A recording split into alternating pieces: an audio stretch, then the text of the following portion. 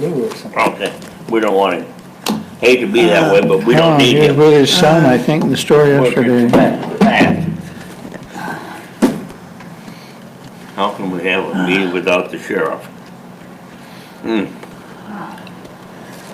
didn't understand that, did you? I'm sorry, I got my cough drop there. That's all right, I was not paying attention. Oh. I was thinking about something else. Not anything more important than Oh, you, okay. but Is just Dennis something supposed to else. be here, or is he gone too? He's got the flu, I think. Oh, he's the one with the Yeah. flu. What'd Tim have? I did not hear from Tim or Heather. And Dawn had a 3 o'clock meeting, but I'm sure she'll be here shortly. Well, someone racing by the door. There she is, shortly. One meeting to the next. Oh, got her down to 20 seconds. Oh my gosh.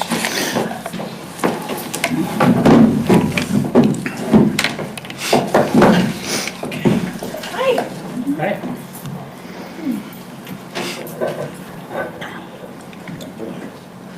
Big Well, fence. I guess we'll call the meeting to order. Pop's watch says it's 4 o'clock, so. Roll call? Sandy Bissett, Here? Bobby Mary, Here, Eric Gleason, Here. Doug Leach, Here. Dennis Davis is absent, Timothy McLaughlin is absent, and Heather Kirby is absent. Okay, I guess we'll move on to the Pledge of Allegiance.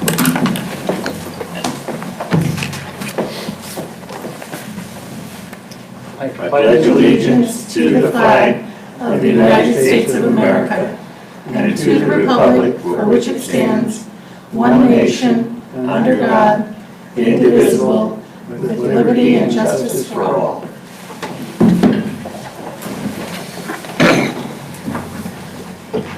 Okay, the next item is approval of the agenda, which is pretty sparse, mostly public comment, goal setting, staff commissioner comments, and then our next meeting date of January 23rd.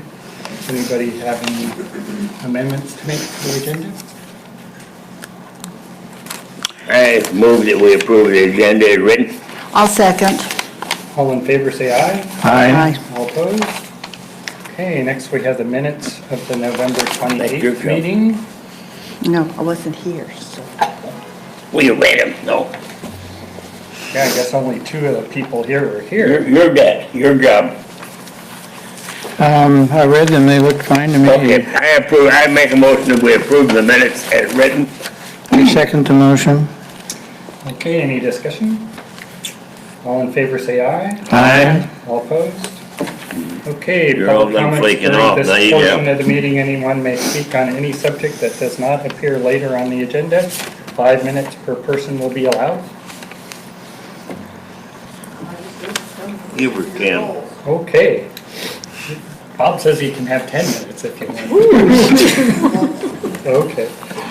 All right, I guess we'll move on to item 7 on the agenda, Historic Landmarks Commission 2019 goals. Woohoo! Okay, so I'm hoping you all have a copy of 2018 goals. We do, okay, great. I found one. So in 2018, so do you want to do what we've done in the last few years where we just kind of go down the list and see how good we're doing? Okay. That sounds reasonable. Okay, so short-term goals for 2018, which is basically meaning we would like to get it done within 1 to 2 year period of time. Those are update historic ordinance and design standards. And that's something that we may want to actually look at being a little bit more aggressive this next round. I don't know. The State Historic Preservation Office, it seems they're trying to get use of some of these buildings and being a little more lax on some standards. I don't know, before we talked about taking a look at those and you all had said, no, let's just leave them the way they were, specifically paint we talked about before. So we can maybe take a look at them again and or just keep them on there. I don't think it's a bad thing to keep that on the list. Can I interrupt right? Yes. You and I had a discussion off camera, I think after our last meeting, and I thought that I showed you a very poor copy of the ordinance that we work under. And I wonder if each member of this commission has a better copy than mine to their availability. So we can look back at what we are really attempting to accomplish, and it would be under the historic ordinance. So in terms of the historic design guideline ordinances, so when everybody became a member, they should have received a copy. Eric, it's been since the beginning of time, so I don't know if you probably have a copy. Yeah, I think I do. And if you don't have a copy, we can get you a copy. It is also available online. So Doug, when you came on, did we get you like the design historic I got a guidelines? folder, a Ordinances? binder, Okay. and I'm assuming it's probably in there. It probably has our general ordinance, which, and actually, we could probably need to get you guys some updated ones. Seems how we have changed all the numbers on everything. I didn't think about that. So about a year plus ago, we did, maybe less than a year, we did a codification where we brought all of our ordinances under one municipal title, which is kind of painful for some of us that have been here for a while, because you get your creature of habit. But it's actually, it makes it a little bit easier. It's really searchable online. So if you go online, I don't know if any of you, I mean, you can type in a keyword and it'll bring up wherever that word is throughout the entire city's general municipal code. So that code, we should have new code numbers, which we could probably get you guys copies of the actual, the new numbers. That might be a good idea. So let's plan to do that. So everybody should have it. We'll go ahead and maybe just refresh and get everybody new copies, and then they can recycle the old. How about that? And do Make you sure think everybody we gets should, maybe some meeting where we don't have a hearing on the agenda or something, just Go over? focus on? We could the do that. ordinance And the design guidelines? And maybe what we could do is I could get Curry or maybe Susan or, who's the other gal that's been doing, oh shoot, I just lost her name. That does the compliance for any type of modification to historic structures, come up and actually give us just like a little lesson on what they're looking for, what's more important. And that actually would be a great idea. Like kind of a workshop for us. Which we could invite others also, but I think that, yeah, that would be a good, kind of like a training workshop. They're probably going to say, why don't you bring them down and we can add that to one of our workshops, but we'll see. We'll see what I can come up with for historic design guidelines. Okay? So 1 and 2 in last year's goals, we could accomplish that all together. Is that what you're saying? Right, we could. I think we should go ahead and keep those in there because well, unless you guys want different, I actually would like to keep the historic preservation workshop for local homeowners and contractors because I'm hoping we can do these every other year on the grant cycle. Yeah. And I would love Lucian, who came up and did the plaster repair workshop. He would love to meet with our high school teacher, Robert Clark Smith. I may be saying his name wrong.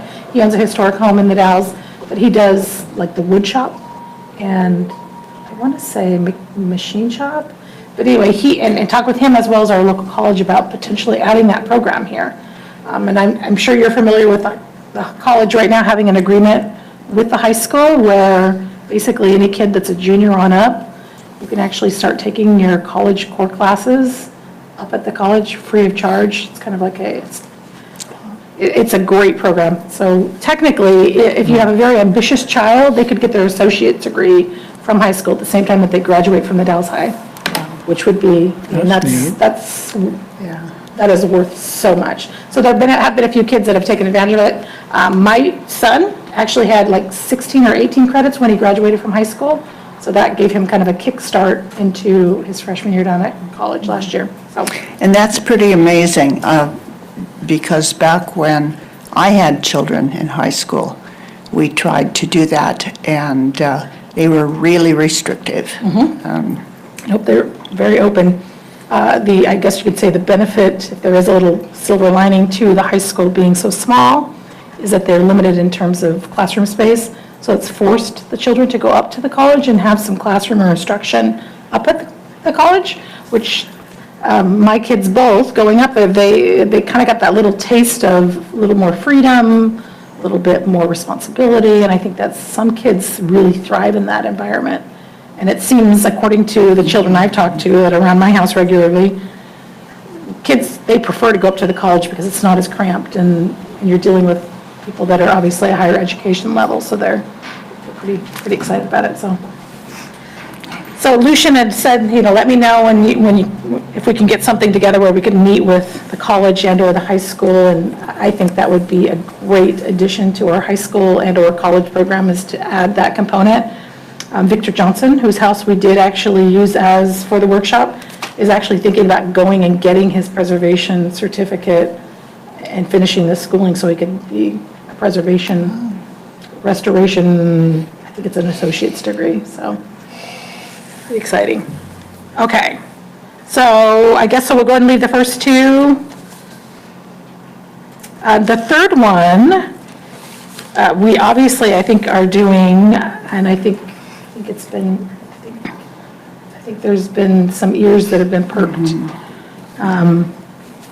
In terms of, I'm not sure in terms of the reuse portion of it, but your endeavors and hard work seem to be getting hurt, Eric and crew.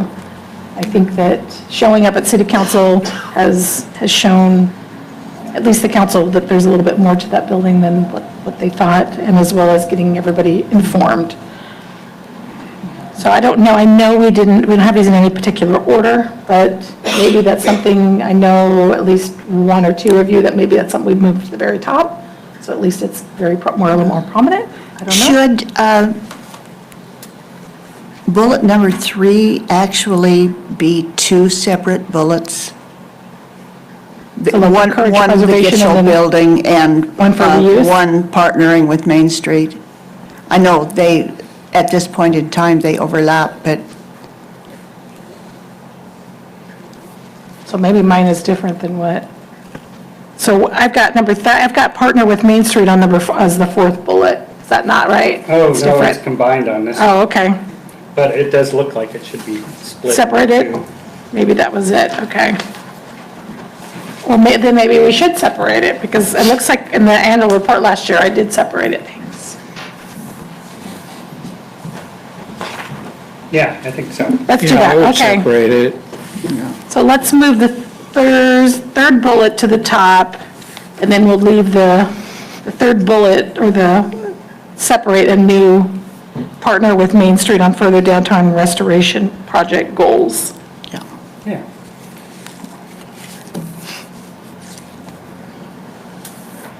Okay, Pioneer Cemetery. We have encouraged the restoration and preservation of Pioneer Cemetery and establish an inventory link listing on the city's website. So as you all are aware, we're working on the downtown walking tour. And that's, to me, I think this would be the next phase, would be to get the walking tour in the cemetery. So I would suggest to leave it on there. We might bump it to the long term, because it may be a couple of years out before I'm able to get another grant for that, or we can still keep it there. Any comments on that? I think maybe you're right. I think maybe long-term, because there's a lot we can do online with all of that cemetery information. I don't know, what do you think, Bob? I'm listening deeply. I'm sorry, my mind is either ahead or behind the crowd, but I have advocated that we have something for anyone that's carrying a smartphone around to get a kind of an inventory of what is in the cemetery. Right. We definitely are not going to be capable of saying go to lot number 2 or lot number 3, because that just doesn't exist, but. Well, it's in some of the- that, with the map, some of it we can do by location with GPS coordinates, right, Eric? Well, there is a way to kind of geo-reference that map.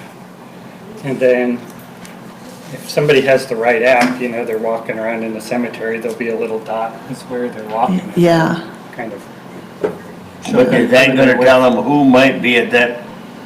Yeah, Yeah. if we have that map labeled and stuff. 'Cause some of it I thought was kind of random up Yeah. there. Well, Eric and Jackie did a huge amount of work creating that map, and Erlene Wasser did another huge amount of work putting all of that in book form. And so we have an incredible body of information. It's a matter of having someone with the expertise to do the work on the internet and make it work, so. Does the city have a GIS person, or? So we have an agreement, an intergovernmental agreement with Wasco County to provide GIS services. So that is something that we could potentially, with a project, and do that as a mapping project request to them. And so maybe we, and then using your map is what you're thinking? Yeah. See if we can geo-reference that map And and maybe make it labeled large enough that people can see it. something I've been working on at the Discovery Center Library, we inherited a huge amount of paper from the Anita Drake estate. And Anita did walked cemeteries all over the county, including the Pioneer Cemetery, as did a lady named Cheryl, I always want to say Gage, but that's not it. But I always thought that she and Anita did it together, but I also have access to Cheryl's walking of the Pioneer Cemetery. And where some of that, speaking as a genealogist, the further back that information goes, the more information there is. I mean, so say 20, 30, 40 years ago, maybe there were tombstones standing or there that aren't now, or that,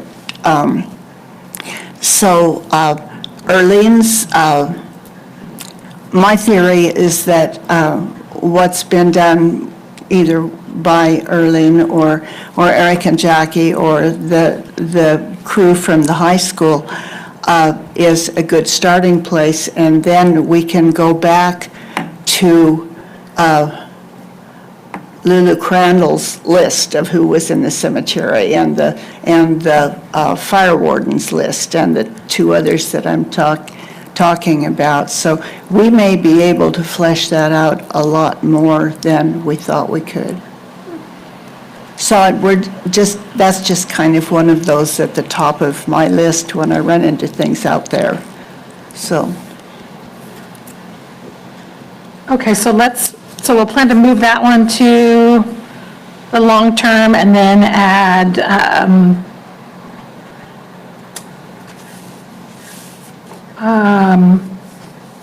so do you want to add something there regarding the georeference map, or just, we know that that's something that Yeah, maybe we'll just leave it. we'll just leave it that way and then, Because okay. I think the linking listing is. This is kind of hard for me to even think about it, but we have had the privilege over the last 10 years of bringing the Pioneer Cemetery to the least so they know where it belongs, who it belongs to, and so on and so forth. And I think we should be proud of that. This group has done it. Do we need a little plaque somewhere around the front gate that says this cemetery is, I don't want to say managed, I don't know just what word I want to use here, by the Dallas Historic Landmark Commission? We could do that. We had, which I'm not sure if we're going to continue with the agreement or discussion with the Armory or with the National Guard. I really haven't had any contact. But we do have our historic plaque up on the cemetery. I think it's on the fence. That's something I could easily do, or maybe it's just something, a stake that would be like as you walk in, or maybe even right at the entrance saying, this is maintained by. Well,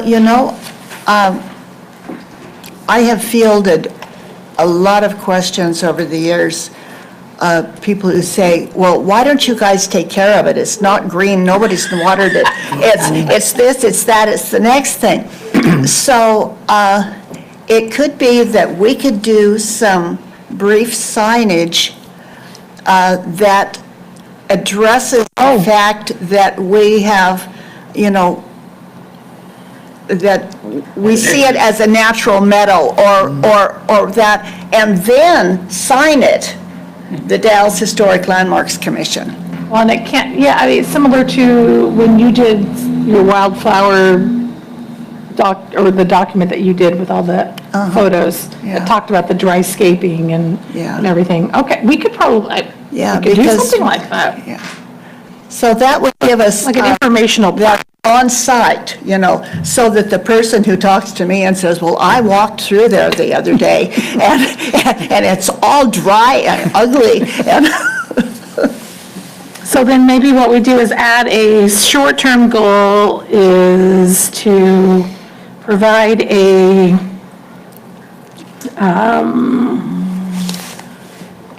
explaining the upkeep on the cemetery. Explanatory signage. Yeah. informational Explanation of, at cemetery regarding,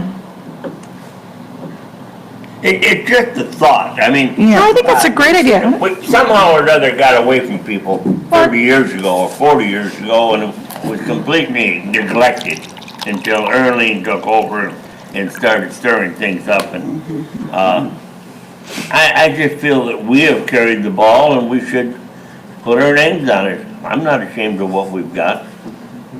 was it irrigated at one time, are you saying? Yeah, Oh, That was the wrong thing to do. that was Yeah. a nightmare. So how about something like this? So provide informational signage at the Pioneer Cemetery regarding landscaping, maintenance, and burials. Do we really even have a sign there? I'm trying to think when we figured the first internment with Nate. I think it's on the big huge plaque, I think around the huge tombstone. Doesn't it say the dates that they're, the beginning burial and, It doesn't say 1861, is that? I don't remember. I don't mean to get hung up on that, but but. that, no, but that would be, so burials, I mean, the dates beginning and ending. Well, we will have to create a lot of verbiage when we put this all online. Right. And because the maintenance on this cemetery has been cyclical over, 150 years. And Well, yeah, I have files that you've seen, and, well, Sally had that included in our maintenance plan, as well as Earlene had some clippings in her documents about a wave of who took care of it, who didn't, and the, right, and but then, even way, I think you found some old early 1900 articles that talked about, well, and they're in Earlene's book too, those indignant articles about not respecting our ancestors. Excuse me, I'd just like a little clarification. The former fourth bullet, which was preservation of Pioneer Cemetery, is that moving to short-term? Are they long-term goals? And being replaced with the informational sign at the cemetery regarding landscaping and burials? so, yeah, so encourage the restoration and preservation of the Pioneer Cemetery and established an inventory link. That'll go to a long-term. Okay, thank you. And then we'll add a new bullet in the short-term goal that says provide informational signage at Pioneer Cemetery regarding landscape maintenance and burials. And then we'll sign it from TDHLC. Okay.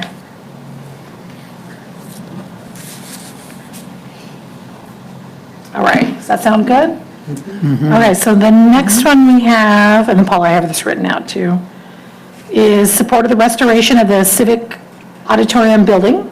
So go ahead and keep that there. Can I ask you a question at yes. this point?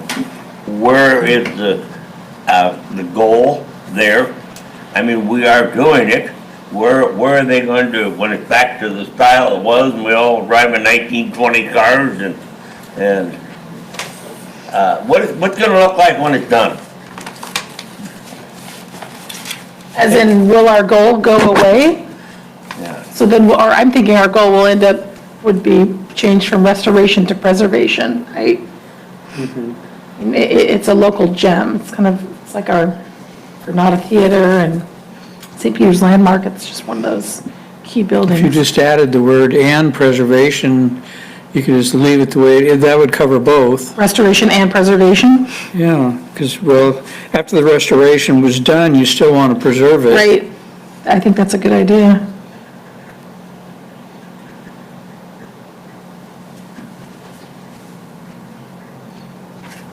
Okay.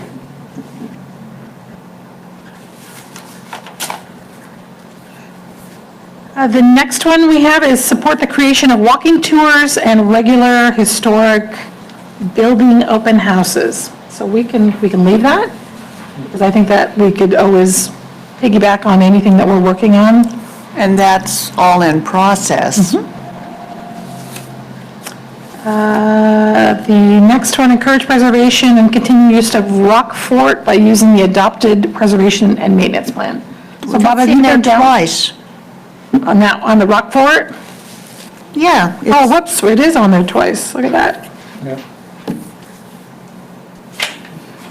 Now we got room for something new.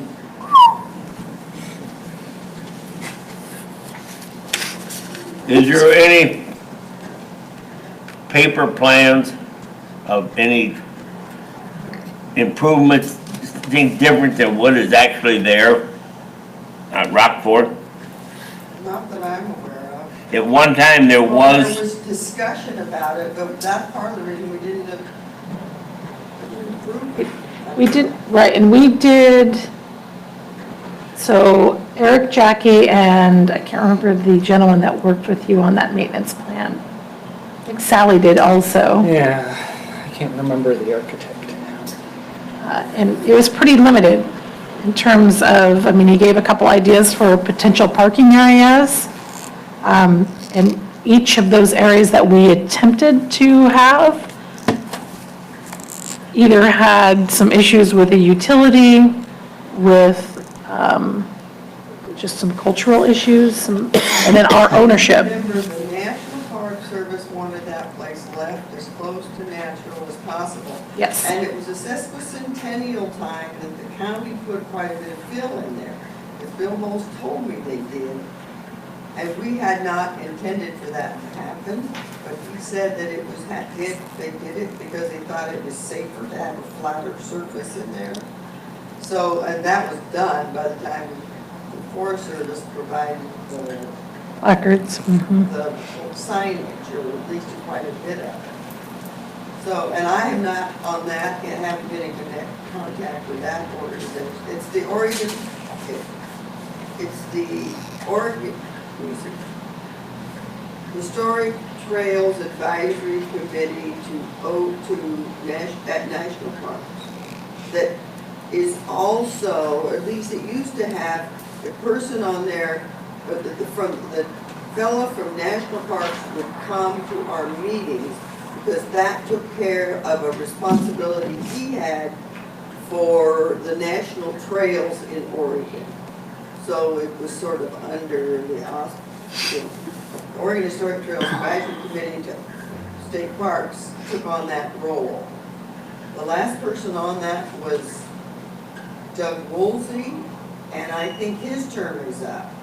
And I don't know, but anyway, I think what they always intended and what we always discussed was that it was one of the few natural places that could possibly have been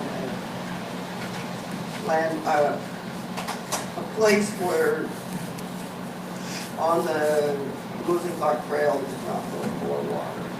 So they was wanted to maintain, because there was a plan in there one time, put boardwalks Right, in there, right, and that was not what they wanted. right. And the preservation plan that we have now, it says natural, so everything is, let's just keep it this way. Excuse me, Carolyn, we know who you are, but you need need to identify yourself for the record. Carolyn Wood, 1709 Liberty Way. Thank you. These are the plans that I have seen over the times, that's what I wondered, and I also remember vaguely in my mind, there was an idea that they would try to restore the north wall, which was destroyed when they put the, street in. The north wall of that amphitheater type area was cut back or done something to. You remember what I'm talking about, Eric? Yeah, I think so, that would Right. be the south wall, wouldn't it? Well, I call it, oh yeah, south, pardon me, you're absolutely right, south wall, I'm upside down, I'll be okay. Yeah, there was some talk about doing something there, because now it's just a bunch of fill in there at the eastern depression. I don't remember ever had any discussion about changing anything like that. Because basically, when the street and all that was cut anyway, basically what you created is in the end. Well, just accidentally, once in a while, I make myself, I mean, I don't make myself, but I end up doing it, driving down through there, and I see a lot of boat people that do make that walking tour. They do.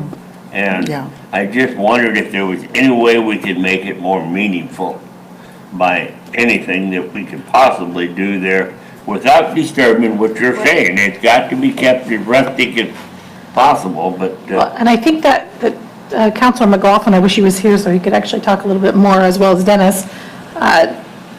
McLaughlin had mentioned doing a couple of these things, and I provided him with a copy of the maintenance plan, and he's like, wow, everything that I was thinking about doing is we can't do here because it really wants to keep it native. So I think that's part of the draw too. Is cutting the weeds when they grow in the spring, you know. And trash. So that people, yeah, the trash. And I don't know if you realize, but last year I walked that fairly regularly, probably once a month, maybe not quite, 5 or 6 weeks. There is a new plaque out there that was put there, I think it's by the Tonka School, but it's regarding the irrigation line that goes under there. It's just a little bit beyond, but it's a plaque just like the ones but it's on the side of the walking path, the bicycle path. It's the same style as the ones in the park, in the Rockford. But it is all about when the irrigation was put in and the fact that I don't know the exact place, but it's well placed there along the path, explaining when the irrigation went in. And it's been a while since I looked at it. I took a picture of it. So it's an addition that I hadn't, it's only within maybe the last 2 years. So do you think it's on the public right-of-way, right in that section? Well, it's on the edge of the Path, probably in the right-of-way, yeah. Yeah, I think, but I can't remember, it didn't seem to be put there by the irrigation district, although I suppose they might have paid for somebody else to do it. It seemed like it was a student project, I might be wrong on that. Interesting. But it's along there, it's well done, it looks perfectly fitting, but I was just surprised to see it. Okay, so any more on Rockford, or just go ahead and keep that there as an ongoing? I'm not sure if there's a special line item budget for city council. I can check with Julie and ask her about what, or even Terry, in maintenance to see. I know that we do go over there, and I think that they have used some of the assistance from some of the county at times. Did the city give it to the county, did the county give it to the city? County gave it to the city, so it is ours now. It is the city. Yes. That's kind of the hot potato. Nobody was like, hey. So we took it. We have it. It's ours. Okay. The next one, encourage or support the addition of a student representative. So I do actually have a little bit of information for that. I have reached out to Canby a few times. They were the ones that we copied, or at least I brought the idea from. They have yet to fill their position as of 2 months ago, and I have not checked with her recently, but she said that they were all excited about it, and they just can't get somebody to commit. So I think we'd also talked about the potential of having like 2 or 3 individuals that kind of share the duties, so if one could make it, they could just kind of tag team. So Dennis does have a couple people that he'd mentioned that are actually college students now. I just need to find that liaison, and I thought if we could start a little bit of the conversation going with the college and the high school regarding preservation and getting some classes, I think that's where we could easily draw some students from the high school age. I would like to go younger if we could. I mean, high school aged, not necessarily college age, but anyway. So I think that'd be great to just keep that there, and I'll keep plugging along and hoping Canby has some luck and see what we can come up with. City Council did seem actually pretty excited about that one. So we removed the last one, it was a duplicate. Long-term goals, we did move the one from the top down for the Pioneer Cemetery. Can I interrupt you Yep. again? I heard a rumor sometime back from my cohort sitting beside me here that there would be some more Gray Line tours coming our way. The story was that if the Saturdays work out, then they will add Sundays. But the downside of that is that a lot of people want to go to Hood River, and then they spend the day in Hood River and Don't come this far. don't come to the Dalles. And also that it's not like the American Empress tours where every so many minutes the bus comes and takes you somewhere else. It's they bring you to the Dalles in the morning, and then they do their loop around the Dalles. But there's I think I was told that the bus holds 35 people, and so it connects with another bus from Portland in Hood River in the morning, and then it goes back to Hood River in the evening, and those people then connect and go back to Portland. And so that's the sum and substance of how many people we get during the day is just one busload. So there are, No, pardon me. yeah. I thought you were done, I'm sorry. Oh, I probably was done 5 minutes ago, but We have no mention in our historic landmarks of Pulpit Rock. Oh, okay.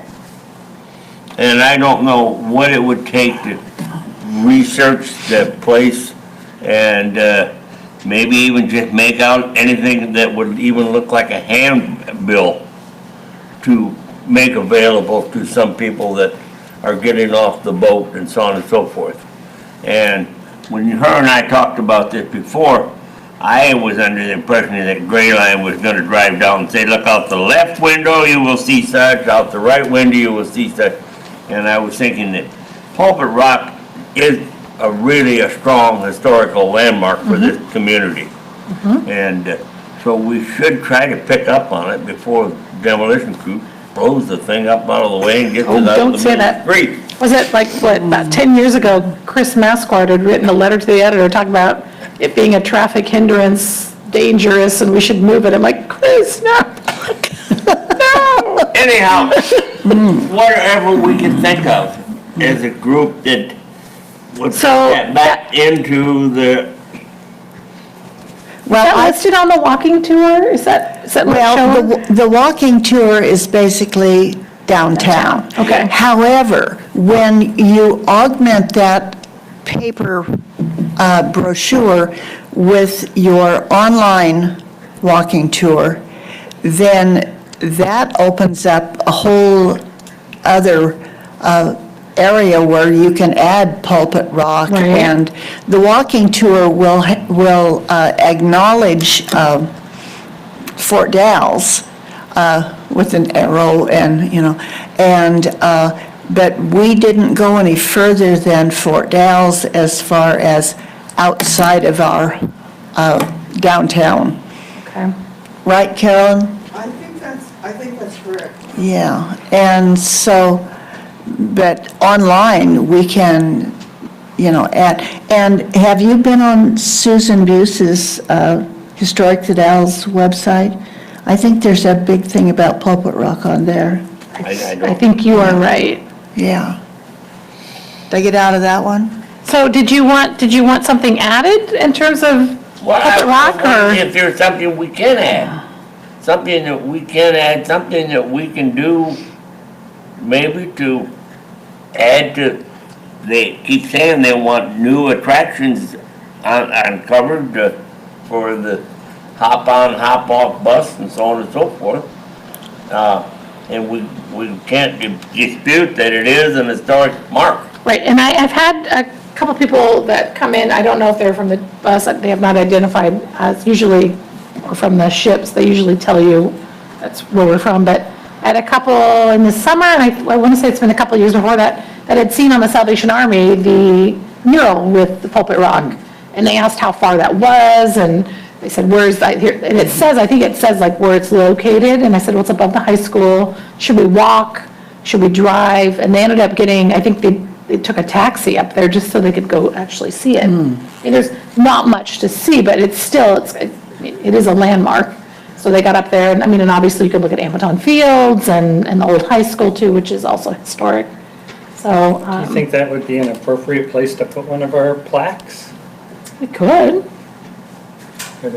I know there's a plaque. Yeah, there's a plaque there, but it didn't explanatory enough, I don't think. It is more, it made it so that it would fit for the national marker. See, that's a national registered spot. And I'm sure that was part of the requirement to make it a national registered spot. But we kind of, I get an impression that as we become more tourist orientated here in our community, the more little things that we can point out that are just down there, look right here, it will make it much more meaningful tour for the people that are here. Stop right here. This is where the first minister got out and stood up there and preached to the people, and they weren't even talking in the same language. Could that be combined? I mean, if you're visiting at Pulpit Rock and you're looking right down on the original field where the Amazon first Field. crops were grown, I mean, since it is an open space and it's probably not going to be built upon, could it combine something right there, like instead of in the street, on the sidewalk or next to it? Somebody, anyway, explain, give a little more of that Methodist mission history. This is where it started, or at least that's what I always thought, and what I read, that's where the first gardens, the first crops were planted, right there in that area, because there was a spring. This is where Native people of Paramaribo, where the Methodists, the first people who came, built their little cabin and planted. You are covering what I'm thinking. You covering it very well. Somehow, without declaring the whole Yeah. high school. Well, that whole, landmark. that corner of the schoolyard where the springs were, and then Pulpit Rock, and the whole, Is the Methodist Church still on their ground? I know that, I mean, it might have extended that far, I don't know, except that there was a dispute over that ground, and the city got a bunch of it. There, in the history, it talks about Yeah. Methodists left, the city took it over, and I don't know if where the church itself is still a piece of that, or if that was. We're back on the same part of the old Methodist mission right now, today with our church. Okay, well, And the so, area that was east of the church was garden. It had a very abundant spring in that area, and so they did their irrigation trick and irrigated their gardens, and that was east, be back towards East Hill Market. okay. That spring's still flowing now too, right? Pardon? That spring's still flowing. Oh, yeah, it is, the spring is flowing, and use it for then irrigation at the high school. also right in that very same spot, and it really just amazes me, is where what do we wanna call it, the cornerstone of the Dells was, and this is where they started measuring so many chains this north or so many chains south of wherever, and that's where they started measuring off all their property, off of that, what they call Strawberry Rock. Well, there's a lot of history that could be put. So let's, how about this? Encourage the fabrication and installation of a historic plaque on or near Pulpit Rock and Amaton Field. But I think my concern, and I don't want to put that we would do that, because I think that could be something the Dalles High could do, or the Booster Club could do. They do have the Amaton Awards. They really still look at Amaton Field for historic benefit. But I think, my concern is I think we're going to, I mean, I do like to go to places and read those things, but I think that could also be something that would then also be on part of our walking tour and be on a handheld. But yeah, I mean, we could do that. We could just do encourage the fabrication and installation of a historic plaque on Pulpit Rock and Amaton Field. Does that sound good? Kind of gets some information up there. Okay, so do we want to put that on short term? Do we want to add that to our short term, or do we want to keep that in, and put that in long term? Put that in with our short term, 1 to 2 years? I would think short term. Okay. Yeah, it'd be nice to get started if it's possible.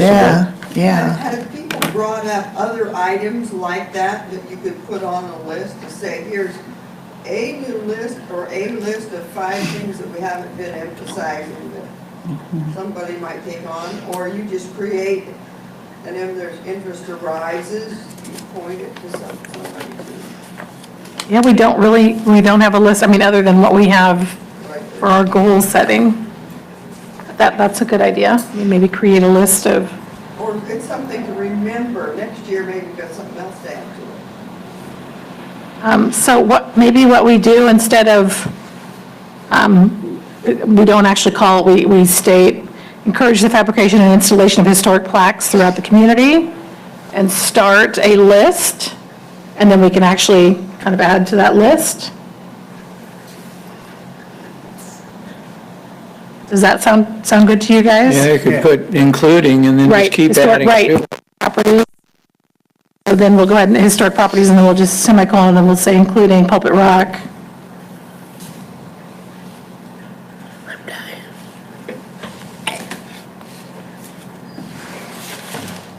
And Amaton Field. Okay. And maybe we take a look at each year if we can get some budgeted monies and/or grant. Well, they don't do signs anymore, but maybe we can get some budgeted monies to assist with that, or donations through the community too. Okay, so, Paula, did you kind of get that? Kind of, okay. So long-term goals, 3 to 5 years, support the Fort Dalles Museum and Vehicle Storage Display Building. I think we should definitely keep that on there. I hope we're getting a little closer. I think Dennis had reported last time that they're still working on or waiting for a grant, or hoping for a grant. Number 2, support and advocate for the preservation and continued use of the Dalles High School and Colonel Wright Elementary School. I think, as we know, there's not going to be any moving anytime soon. I think it was, there was another good thing about the bond in that people were actually aware, that weren't aware before, of the historic nature of that building and a couple of the other buildings that we have in our community. They're like, oh, that's historic? Well, can't we just tear it down? It's like, well, no. There's a process. A way to get access to the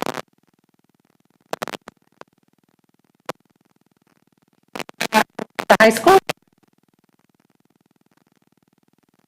I mean, I could get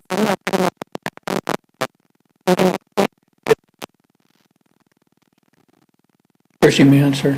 and it's pretty, I think we had some water damage It's on it. had some water damage. I don't know how extensive it is. And who painted that? Percy Manser Oh, is a Hood River artist. He passed away, 8, 10 years ago? It's been a while. murals in the Hood River Library and a variety of other places from that same Yeah, era. he was really well known. Yeah, Yeah, trained in England. Well, he was Yeah. English, wasn't he? yeah. Yeah, trained in England, and then he had a sign painting. Okay, Yeah. wow. So, let me know when, I mean, school will start up. I may be able to get in during the break. If are you home during the break? Yeah. Or break before New Year's? Okay. I have a couple, I can get a hold of somebody. Does anybody else want to get in there and take a look? I'd like to go, Doug? because I'm not sure how bad much it is? damage there is to it. Like, what year did he paint that? Probably when school 60s, was new. 50s? Really? I would Wow. assume probably so, but I don't know. Okay, I'll reach out to a couple of people that I know at the high school and see if we can get in there. Or was it a WPA project?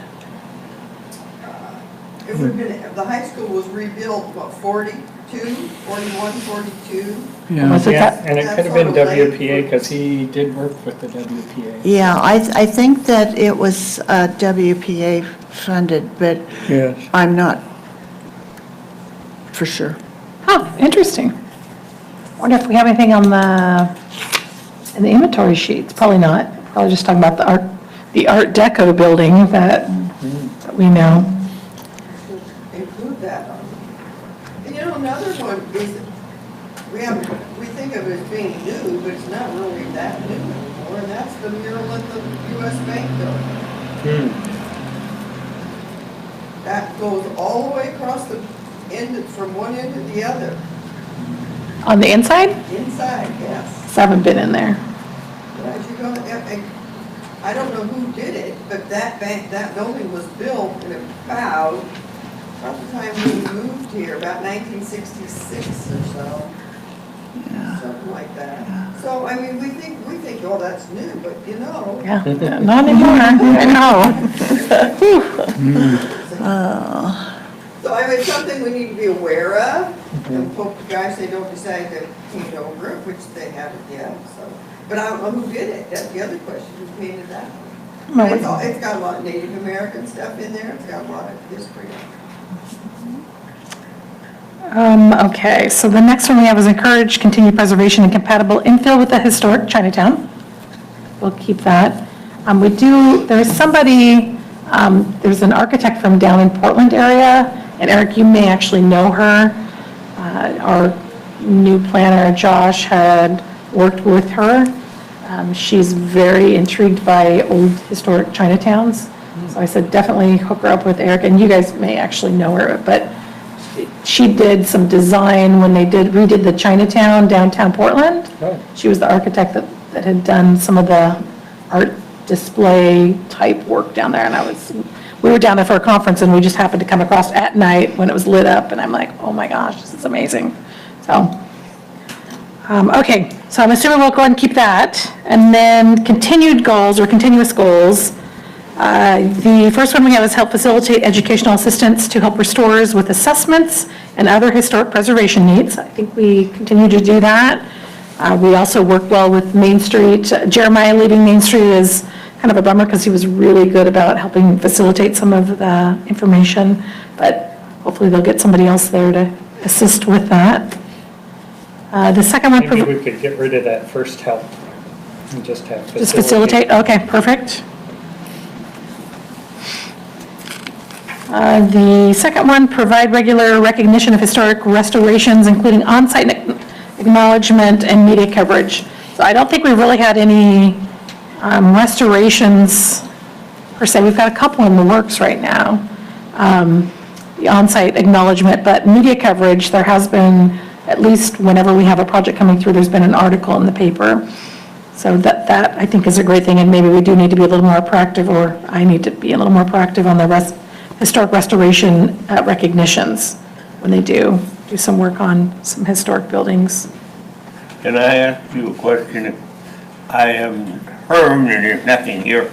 How are we doing on our city hall here? We had some talk of restoration on windows and So I don't think we have any, I mean, they redid the painting this last summer for the exterior, for all of the windows, they were repainted. They're in the midst of doing some work back in these two offices back here. But we don't have any plans for any additional restoration at this time. There were plans originally for modification to this and upgrades and bring it back to a little bit more of what it was historically. But those, I don't think we've looked at that. It's got to be 10 years since we've, I see someone left the light on, so I mean, that mine was, when I was a child, we always got scolded for leaving the light on in the basement. But is there anything going on down in the jail section of this? so we do have light on down there. We do have other third-party uses that do utilize some of our building in the basement. So not sure how much we can say about that. What was that? It's all the technology stuff. Right. I think that sometimes when Patty's down there, she doesn't want the lights turned on because then she ends up in the darkness. It could have been an oversight that someone thought Patty was there and she wasn't returning. Yeah. And Well, it was just interesting to see a light down there, not a dark dungeon hole. I couldn't help but look in the window. they do, and we have some requirements here that we have to keep. There's like a couple lights that have to keep the hallways illuminated. It gets a little scary here at night. Old buildings creak a lot. When recognition of historic restoration, does Victor's project or the vault, or who determines what's going to get recognized? I think anything. I don't think we really had to identify that. I think our plan was just to provide some sort of recognition. I mean, Victor has been very well publicized in the paper, Yeah, which is he's been great. covered. A lot of that is his marketing on his own part too, by having his Facebook page and doing these projects, as well as urban renewal assistance. So he does have that recognition, as well as a plaque in the front that talks about urban renewal money being used to help or assist his restoration project, which is a requirement of urban renewal. So, I mean, I don't think we really had any, you have to be a certain, and maybe it's something that we take a look at the end of the year Yeah. on what your favorite restoration project is. I mean, maybe, is that something you guys? Maybe we provide a certificate or something and do a little press release or something. Best restoration. Best restoration of 2018. Well, I guess those things have been, Aggie's project, that house has been well documented, and I guess maybe it's being done. I think a little bit, but I don't think, right. I mean, but maybe we need to want to take it up that next step, so that it's actually something coming from you as a group and encouraging that restoration. I mean, I don't know. I mean, is that something that you'd be interested in doing? Maybe we bump it up a little bit? Provide regular restoration. Do you want to how about this? How about provide annual recognition? Yeah.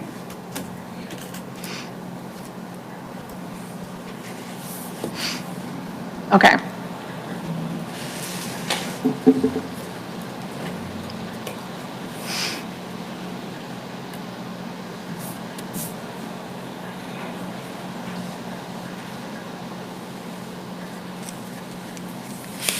Okay, that's a great one. So I guess then here's the other question. Do you want to, like, maybe at the beginning, our first meeting in 2019, we take a look at, kind of give you a punch list of what's happened, and then we make a selection then? Okay. 20.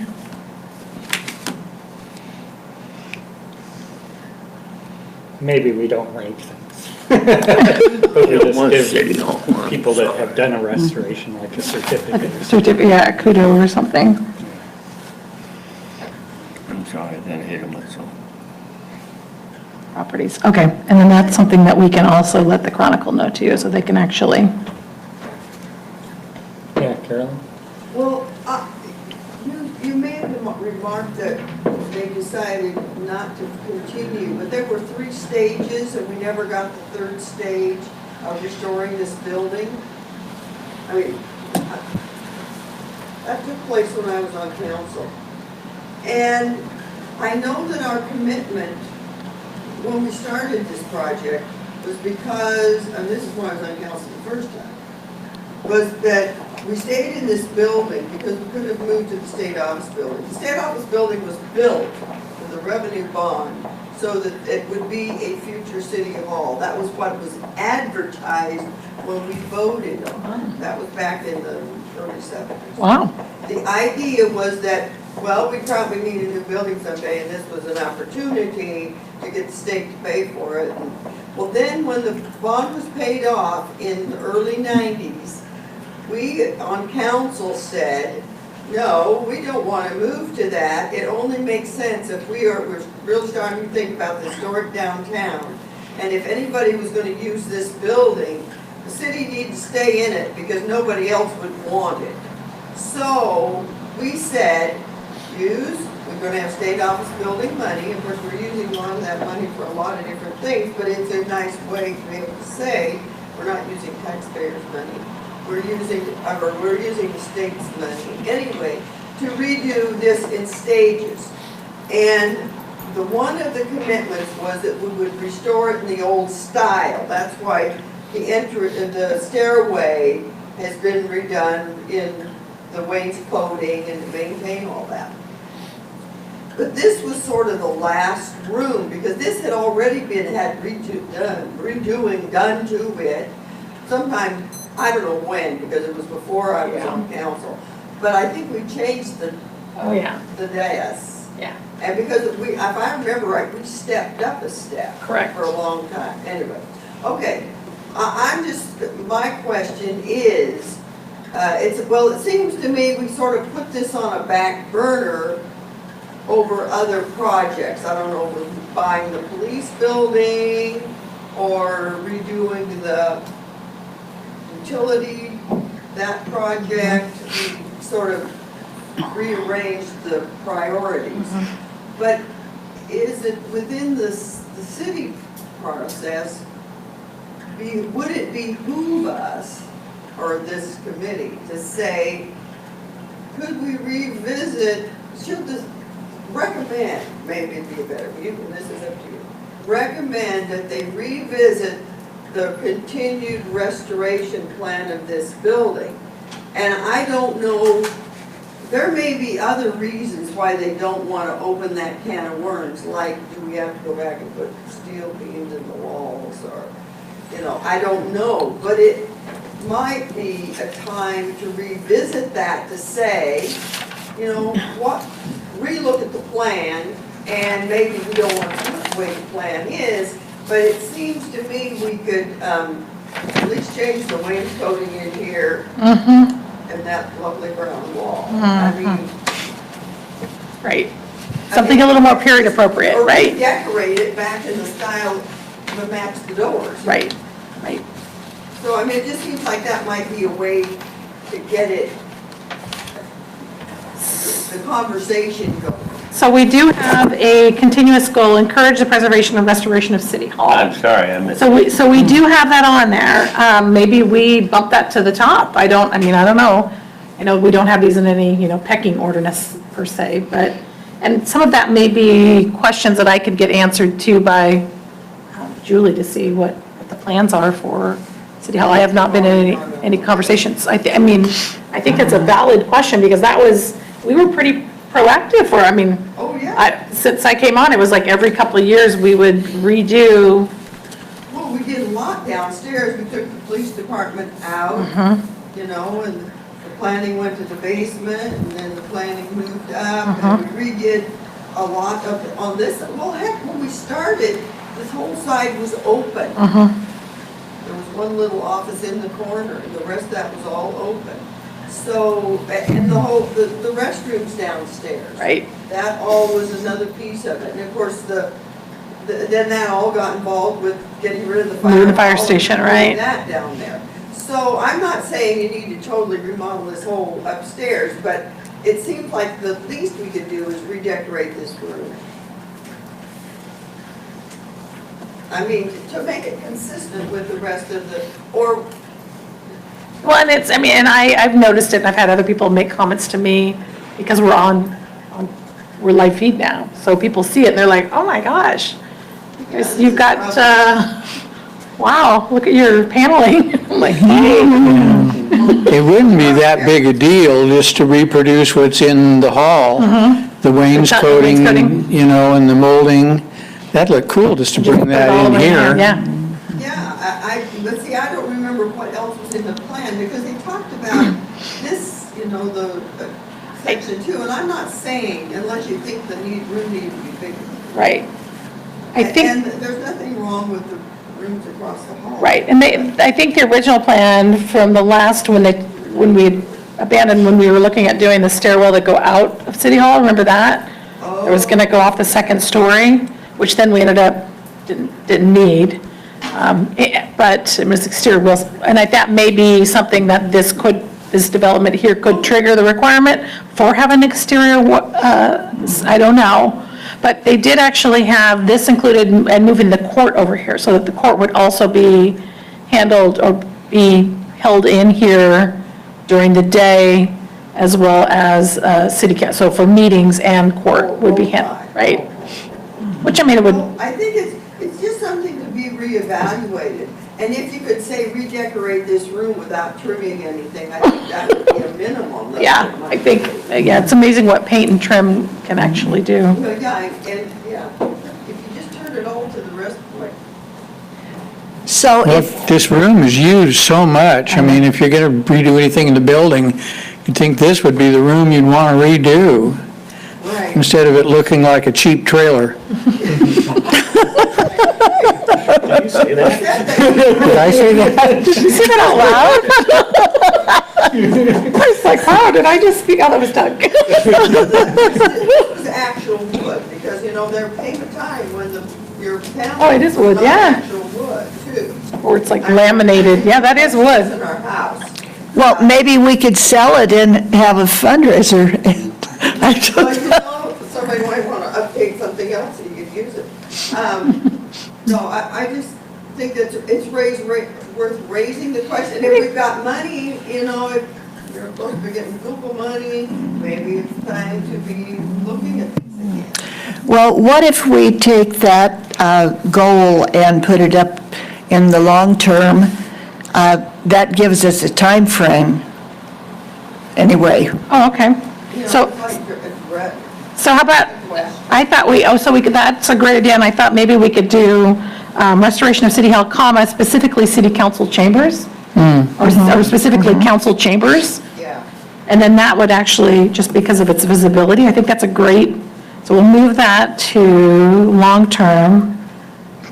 One time, there was part of that discussion was the entry on the west side of the building, redoing that Right. entry, and I can't remember what. Right, and we'd actually looked at, we'd had some architectural renderings, and we ended up modifying, we had to come back down because we didn't have enough money, but they talked about putting a fully glass-enclosed stairwell, and I was freaking out a little bit, and Nolan was like, Dawn, just listen to them. And once they explained it to me, because I was just thinking modern, modern, modern, and once they explained it to me, it made perfect sense.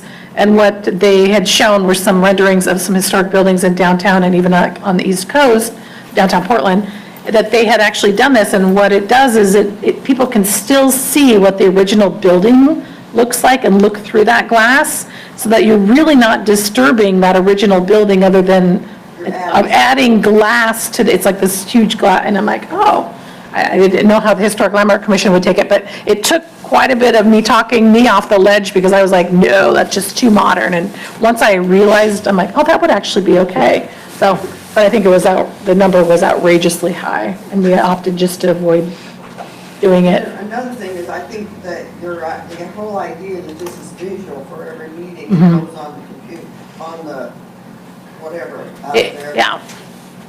Those are some of the comments. I mean, but that's just people sitting there and making, but I'm like, that's right. It's an appearance of what we look like.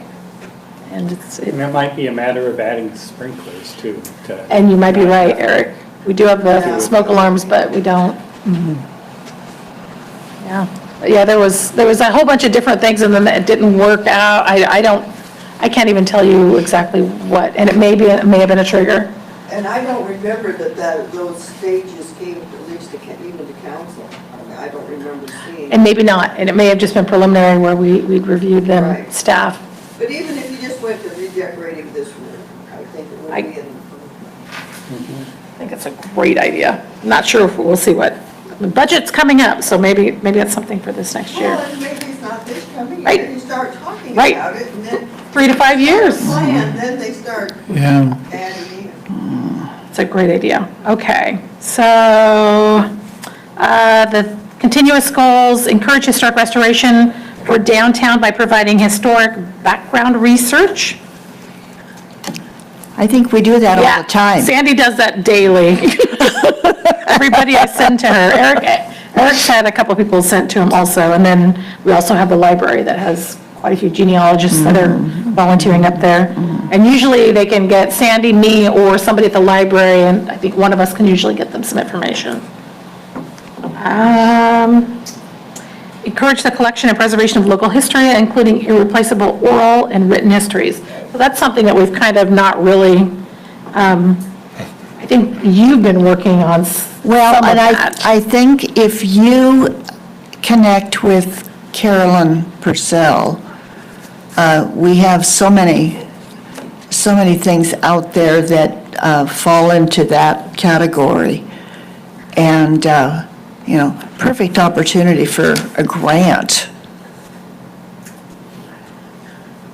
And a grant to not only purchase the equipment that it would take to transfer a lot of those old format tapes and what have you, but also salary for a person who knew what they were doing. Right, To right. do it. And then decide where all of those wonderful stories and everything should be housed. Because there's a lot more out there than people Oh, right. realize. Yeah.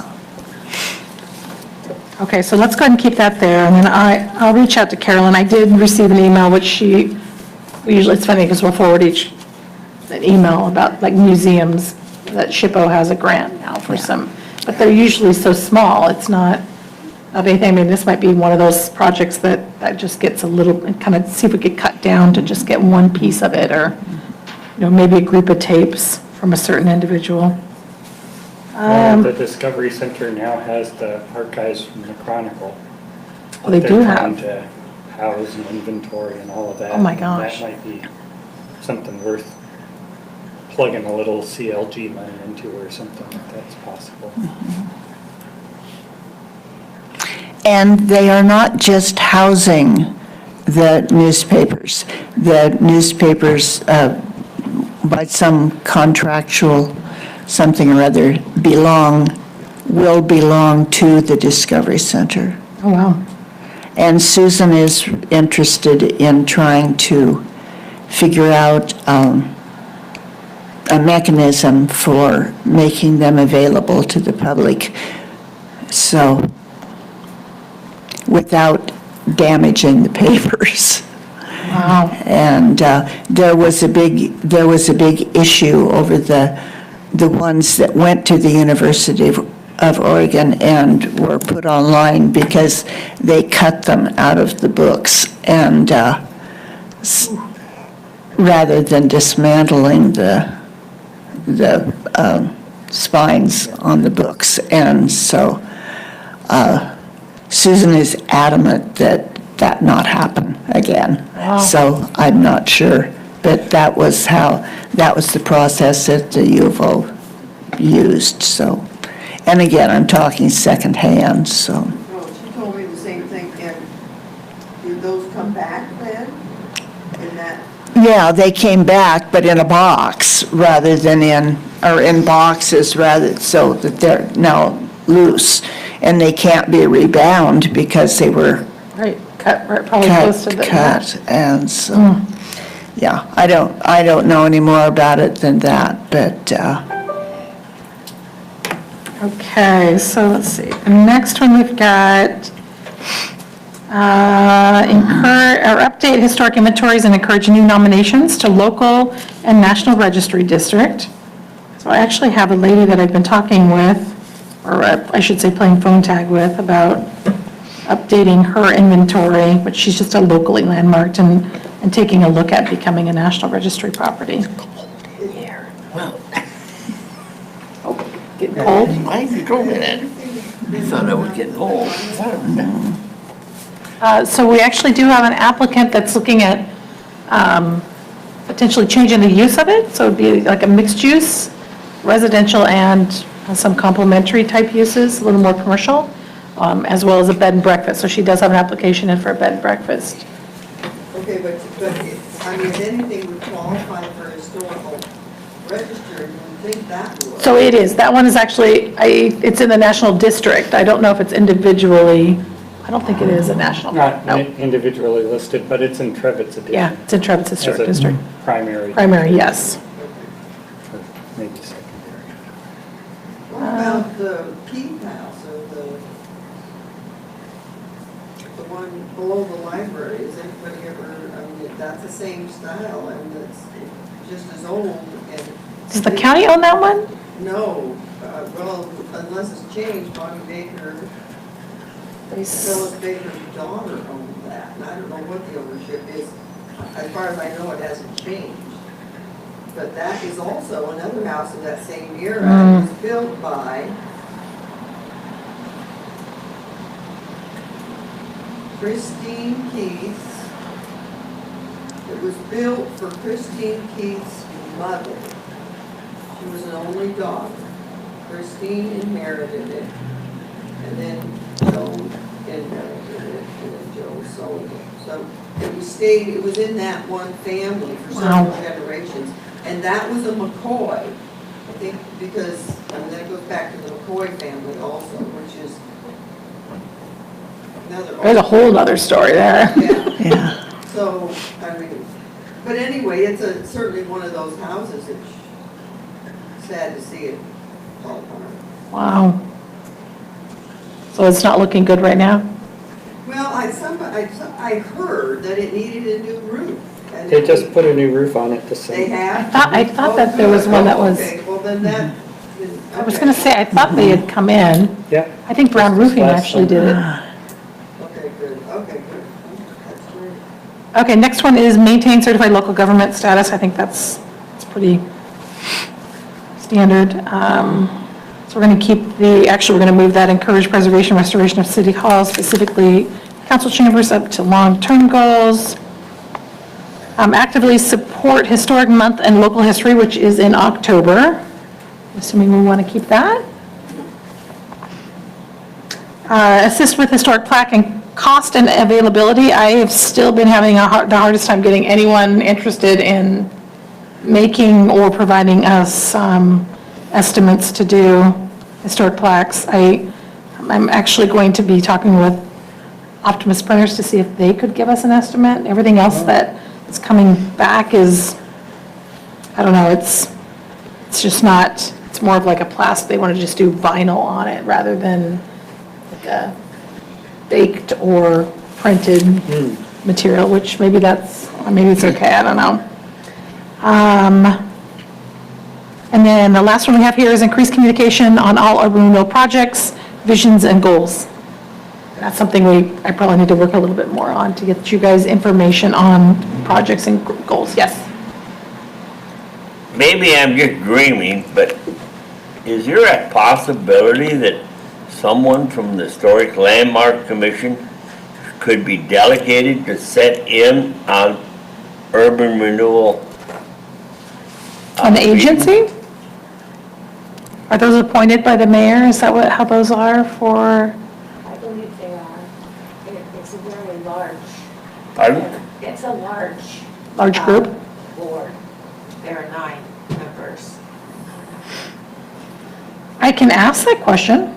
I sat there in some of those meetings and I feel like such an outsider, but yet we're talking about something that an historic landmark. Historic, right. And there have been numerous times where Paula will ask me some questions about what, this is historic, what's the process? So, yeah, you're right. I mean, I would say 3/4 of the ones that tend to be going through are in a historic district or potentially modifying a historic structure. So are you volunteering, Bob? No, not necessarily, but I'm asking. But no, that's actually a great We're looking at idea. long-term or continuous goals or something, but, it seems like after they've been all done monkeying around, it comes back to us anyhow. But by that time, we've already lost our leverage in the sense if we'd have been talking up front with them, they might not have delegated it the way they did, or worded it the way they. Well, and I think with Matthew being brought on board, we've talked a lot more about that communication and him relaying to them the historic regulations and requirements. So I think that's helped immensely. The wording on that bullet, increased communication, we don't have the power to increase communication. Right. Maybe we need to say request increased communication or something of the sort, because we are the recipients, and It seems if they like, don't want to work with us, there's nothing we can do about it. it seems like maybe there's an option for a non-voting representative or something, similar to what the Museum Commission has on the Right. Landmarks Board.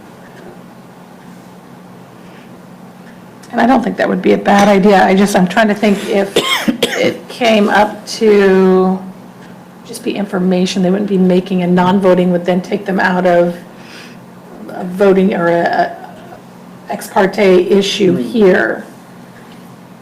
Let me ask about that, because I think that's a great question, and that's a great idea, actually.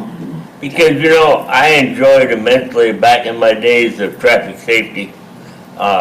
I kind of made the position on my own, but I intended at that time, I don't even know if they have them or not, the downtown city meetings they used to have with the different people that was business in town.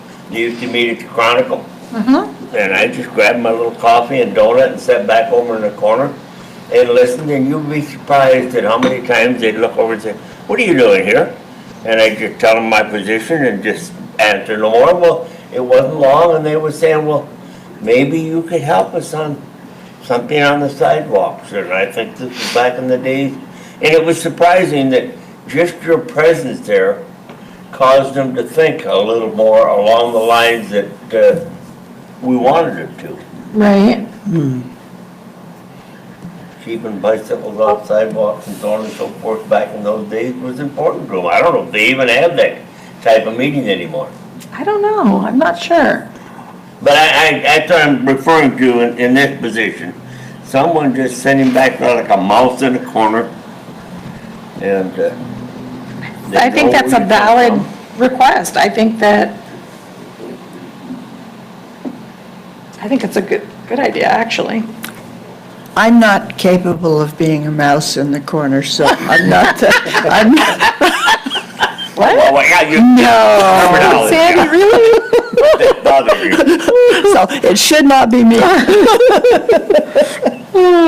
I don't know. And Heather coming on as the museum board, she's been great. Her conversation Yes, Absolutely yes. lovely. and what she's brought to you all, just thought provoking, and she's got suggestions and ideas, and she truly loves historic preservation. So, plus I'm not sure she volunteered much at the museum didn't she come onto that and then come here, really quick? So it was like she got thrown into, anyway, that's a great example of somebody that is a non-voting, that really can keep the conversation rolling, so, on And that. Another question along that same line, are we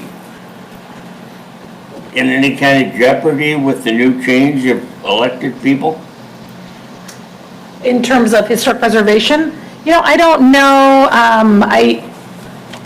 Rich Mays, I don't know him well enough to know if he's a preservation advocate. I would assume that he is. He's at least familiar with our building stock. I think Eric has had conversations with him. I'm hopeful. I know that Rod Runyon is very familiar with historic building stock in our community. I'm not sure what his views are on that. we've had some pretty good luck in terms of proactive, Rob Van Cleve was great years ago. We've had some pretty good people that have been in these positions that have been advocates of our programs. Who was our other new city councilor that we just? Well, I I'm not don't sure- I'm not understand, sure. I don't understand, and I really don't need to understand, exactly. But funding is always the name of the game. And are they going to be capable of funding your extra job of working with us? And Paula's extra job of working with us? We- And can we look forward to funding to keep the Pioneer Cemetery, or we're gonna have to go back and start scratching and Right now, we are a line budget item. I do ask every year, we do talk about what has happened. I do the annual report to city council in February. I don't have any weird feelings like that it would change much, but I don't know for sure yet. I'm hoping that my gut instinct is okay, and that's right on, but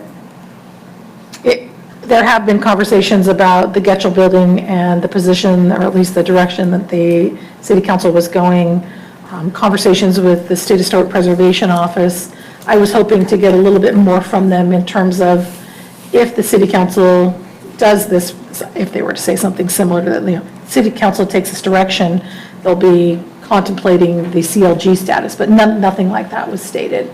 And it's not that, I don't know if that would have made any difference, but I think that's something that we all should take into account, that this could potentially go away, and taking that local authority or that level of review that everybody appreciates, so they get a little bit more of a hands-on and maybe flexibility when they need it. And it going down to Salem.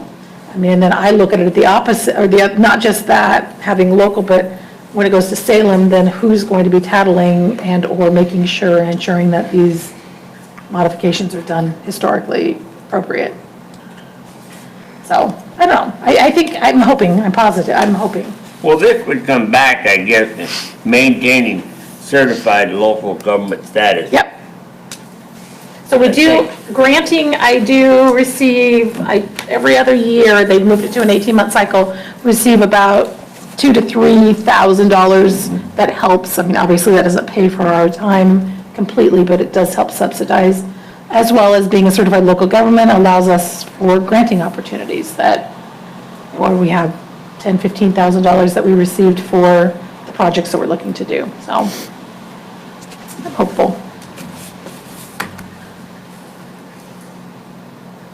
Anything else that we want to add? Next one. That seems like a lot. I think we've got, we've got some great ideas here. So I want to recap a little bit. I'll talk with Curry about getting somebody from SHPO up to talk about historic design guidelines, or maybe provide us a little workshop. I'm going to look into some information plaques. I'll start poking around with the high school and seeing what their thoughts are there. Try to get Eric and Doug into the library at the high school, which I think that'll be easy. And then we'll just plan for the next meeting, providing you a list of all the projects that happened in 2018. So we can take a look at those, or at least let the Chronicle and the radio know what has happened preservation-wise in our community. And then I'll reach out to Carolyn regarding the oral histories, and maybe keep my eyes open for some granting assistance. Put a feeler out there. Okay. Whew. You might be pleased about that, but where did the heat go about I it? know, I kept, the window was open, it feels, and it sounds really loud, so I don't know, it's cold in here. It's started making it for you. All right, I guess we finished with the goal setting. Now, staff commissioner comments.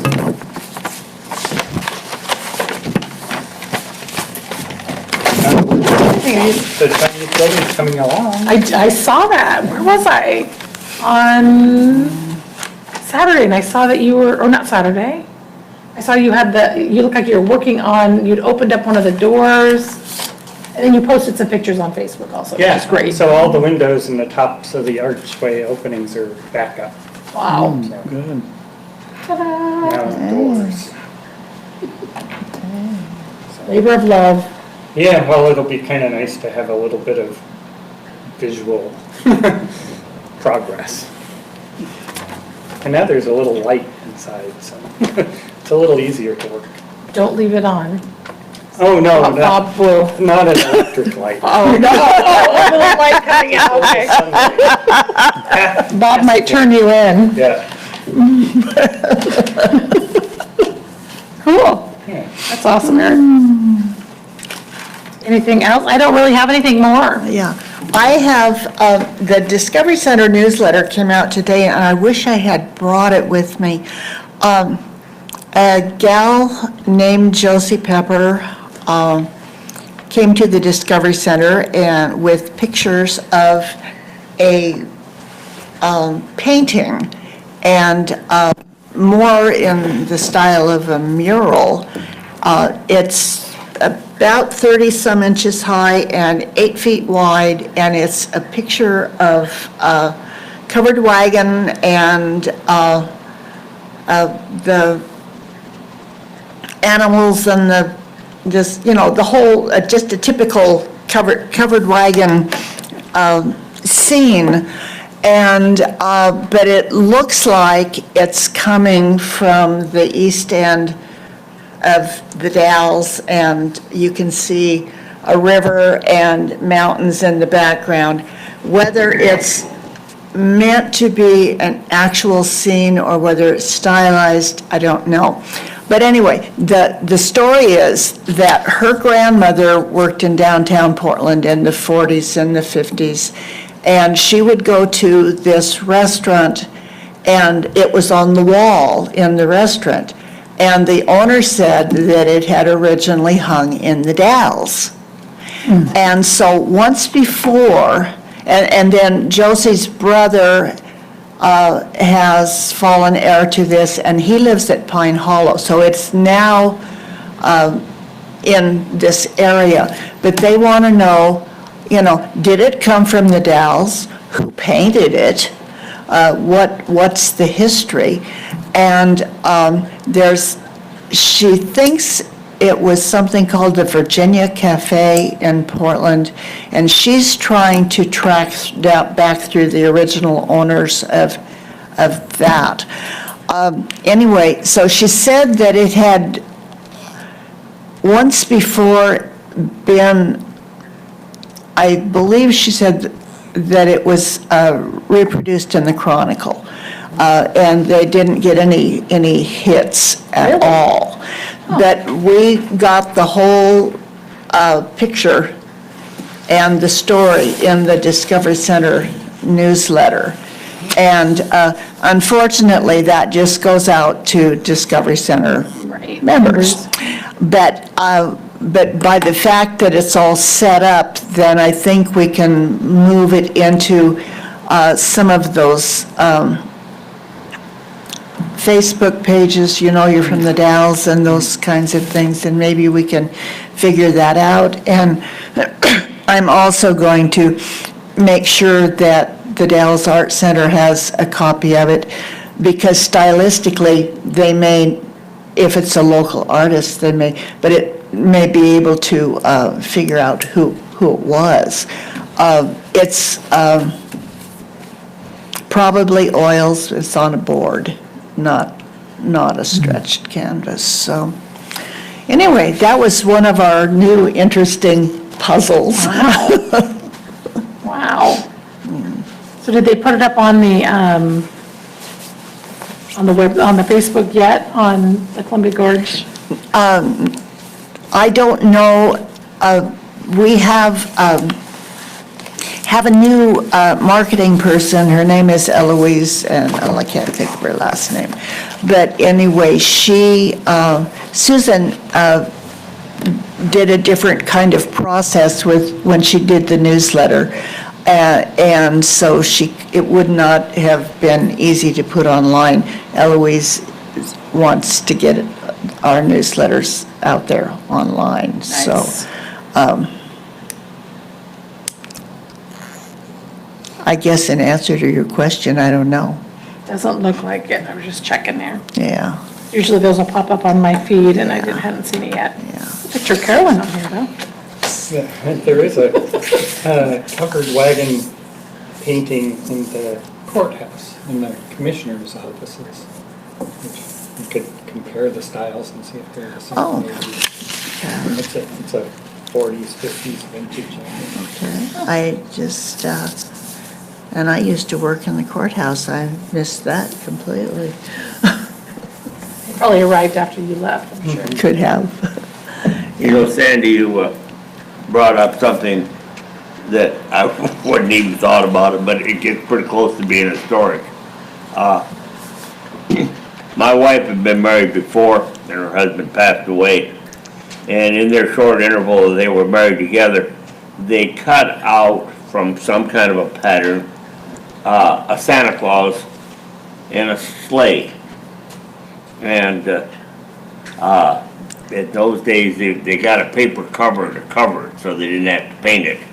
And so it has been stored away for years, and I offered to my son, it was his father that cut this out of plywood, and my wife has explained, in the living room. They didn't have a garage or any place else, so they did it in the living room and cut it out. And I offered it to him, and he said, "Well, yeah, I'll take it, Dad, I'll take it." Well, I told him last summer, "Your day is now. I'm gonna deliver it or else," you know, and he said, "Oh, no, I thought it over." So I took it out to the restore. Had no idea if they would want it or not. And they fell in love with it before I got it out of my trailer. And they've cleaned it up, and they have it on the wall out there now for their Christmas decoration. And you no Mary stocks, I'm sure.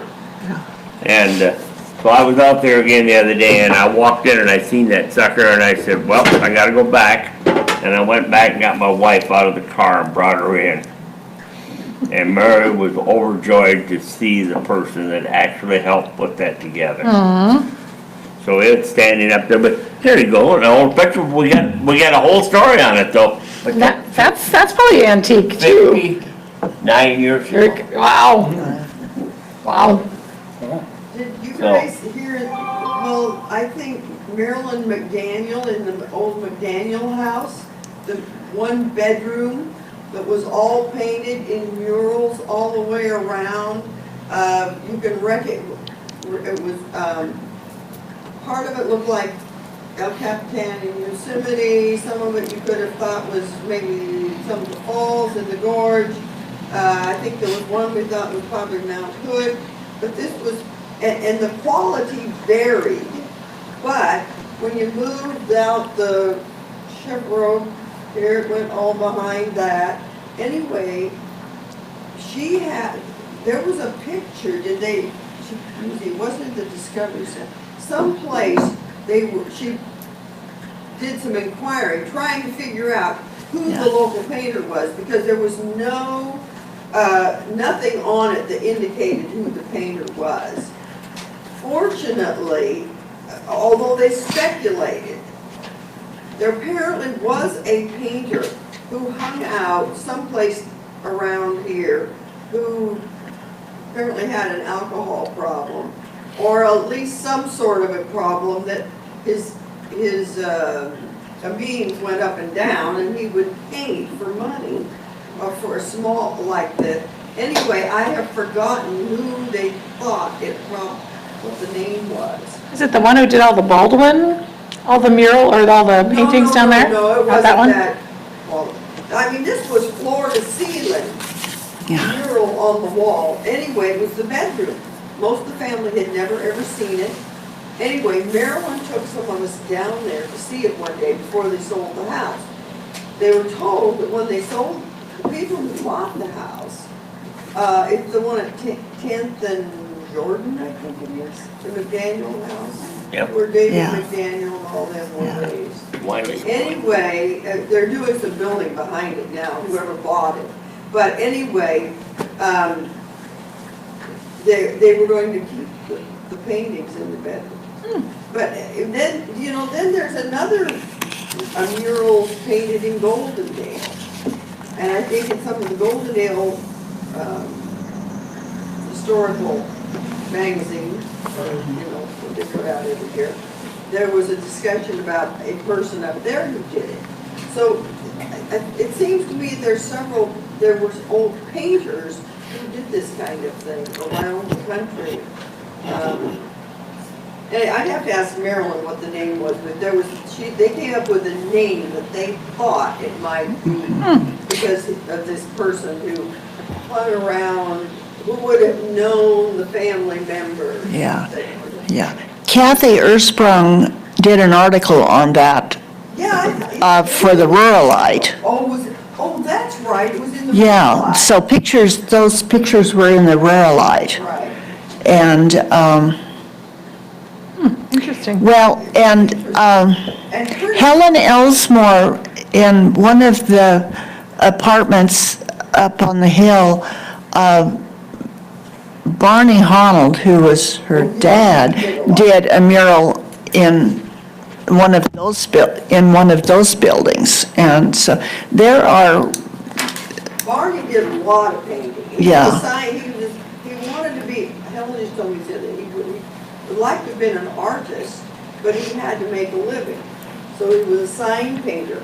And I think this person you mentioned, this Manser, Percy Manser. worked for Barney at one time. Oh. is that right? I think Helen is the one that we need to get her to talk some more about her dad. That's because there's a lot more history there than I think. Well, we got into Sheila Dooley and I got into a conversation because the picture of the stone building was in the paper, and Helen responded to some of those things. And I did some research in terms of city directories and what have you, and she said that he had lived upstairs and had an office or a shop downstairs. I couldn't find any place that said he lived there, but But a lot of people did. yeah. Gladys, I think. Yeah. Gladys So, Super lived there. well, when Gitchell's owned the building, there were people who lived upstairs, and then also after that, and I don't remember what the name was. Well, Barney Honnold painted Blue Boy and the pink, remember, these hung in the back dining room of the Recreation? recreation. Huge. I mean, if you didn't know it, you would have thought these, in fact, that Helen was saying that her dad went to California more than once to look at these pictures, and when he came back, he painted them, and you wouldn't have known. I don't have them now, they're Chippewas. Little ones that my mother bought and gave to me of the original, and I don't even know who the painter is, but this is something that's in museums in Europe. Wow. Anyway, it's a pink girl and a blue boy, and. Yeah, those are at the Huntington Museum in San Marino, California. Yeah, Yeah. okay, that's where he saw them, and he painted replicas of them, and you wouldn't know they weren't. And he did quite a bit of that. I have also found another piece. I had a phone call from somebody in Montana, and Helen was given credit for returning a painting of something up there that her father had. I don't remember all that story. Anyway, I thought, well, nobody around here knows this, but she returned something of value that he had gotten for some unbeknownst reason, and they were quite delighted with it. And I still don't remember now why somebody called me about it, but anyway, I have. But it's just amazing what's out there that we don't know about. But Helen would be one that we should get a whole lot more information from. Well, and I think that, with the Gitchell, Waldron Gitchell building, that if she may have other photographs of that building that we've never seen. That's possible. Either that or a brother. I mean, no, Mike, or nephew. Yeah. When do we meet again, Father? I think the 23rd, is that when our next meeting date is scheduled? January? Yeah, 23rd. Yeah.